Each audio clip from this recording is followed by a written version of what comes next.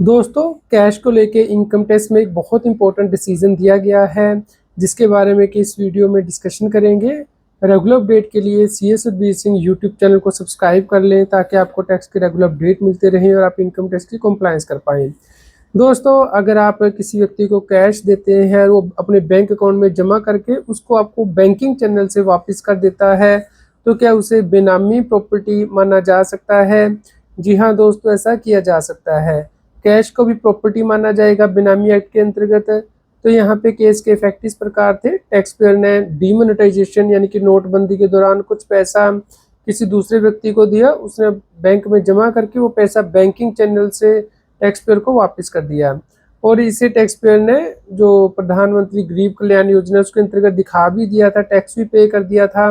तो दोस्तों, इसका मतलब ये नहीं है कि व्यक्ति बेनामी एक्ट से बच पाएगा। तो यहाँ पे ये देखा गया कि जो तो टैक्स पे कर दिया गया है प्रधानमंत्री गरीब कल्याण योजना के अंतर्गत, उसको छोड़ के जो बैलेंस अमाउंट है वो रिकवर किया जा सकता है बेनामी प्रॉपर्टी के अंतर्गत, क्योंकि कैश भी बेनामी प्रॉपर्टी माना जा सकता है। और इस केस में भले ही आपके पास पैसा वापस आ गया है बेनामीदार से, लेकिन फिर भी ये बेनामी एक्ट के अंतर्गत कवर्ड होगा।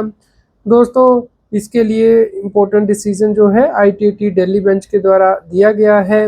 आईटीटी दिल्ली बेंच के द्वारा कहा गया है कि भले ही कैश वापस आ गया है बैंकिंग चैनल से, तो इसका मतलब ये नहीं है कि जो गुनाह है वो कम हो गया है बेनामी एक्ट के अंतर्गत। तो इस केस में रिकवरी की जाएगी जो बैलेंस अमाउंट है। दोस्तों, आप भी इस बात का ध्यान रखें कि अगर कोई आप इस प्रकार की ट्रांजैक्शन करते हैं बेनामी दार के नाम से, तो उस केस में वो ट्रांजैक्शन टैक्स पेयर को ही उसके ऊपर टैक्स भी पे करना है और बैलेंस अमाउंट जो है बेनामी प्रॉपर्टी के अंतर्गत रिकवर किया जा सकता है। तो इस केस का पूरा लिंक मैं कमेंट में दे दूंगा, आप वहाँ पे जरूर रेफर कीजिएगा और सभी लोगों के साथ शेयर करें ताकि उन तक ये जानकारी पहुँच पाए। पर लाइक करें और अगले अपडेट के लिए CS Sukhbir Singh YouTube channel को सब्सक्राइब कर लें।